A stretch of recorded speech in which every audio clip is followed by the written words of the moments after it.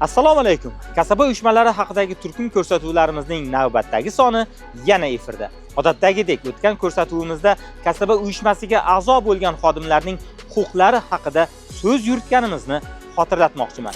Xususan, kasaba uyushmasiga a'zo bo'lgan xodim o'z huquq va manfaatini himoya qilishini so'rab, har qanday darajadagi kasaba uyushmasi organiga murojaat eta olishi, unga huquqiy yordam bepul berilishi, kasaba uyushmasi tizimidagi madaniyat muassasalari, sport sog'lomlashtirish inshootlaridan birinchi navbatda va imtiyozli shartlarda foydalana olishi kabilar haqida aytgan edik.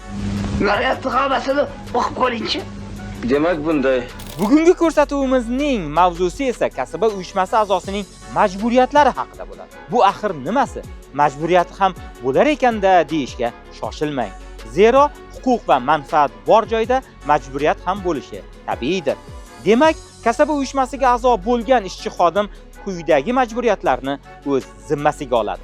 Kasaba uyushmasi ustaviga rioya qilish, kasaba uyushmasi organlari va tashkilotlarining tegishli qarorlari va topshiriqlarini bajarish. Har oyda belgilangan tartib va miqdorda a'zolik badallarini to'lash.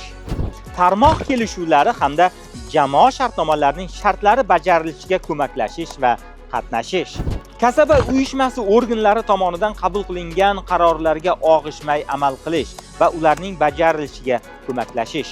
Mehnat va kasb intizomini mustahkamlashga munosib hissa qo'shish. Kasaba uyushmasi va kasaba uyushmasi tashkilotining obro'sini mustahkamlashga ko'maklashish. Kasaba uyushmasiga zarar yetkazadigan harakatlarga yo'l qo'ymaslik. Kasaba uyushmasi va kasaba uyushmasi tashkilotining yig'ilishlarida agar delegat sifatida saylangan bo'lsa, tegishli kasaba uyushmasi tashkilotining konferensiyasi yoki qurultoyida shaxsan ishtirok etish kabilardir. Shu bilan birga ta'kidlash kerak, kasaba uyushmasi a'zosiga O'zbekiston Respublikasi qonun hujjatlarida nazarda tutilgan boshqa majburiyatlar ham yuklanishi mumkin. Ha aytgancha, zimmasiga yuklatilgan majburiyatlarni bajarmagan a'zolarga nisbatan choralar ham ko'rilishi belgilangan bo'lib, bular haqida keyingi dasturimizda bafurja so'z yuritamiz. Salomat bo'ling.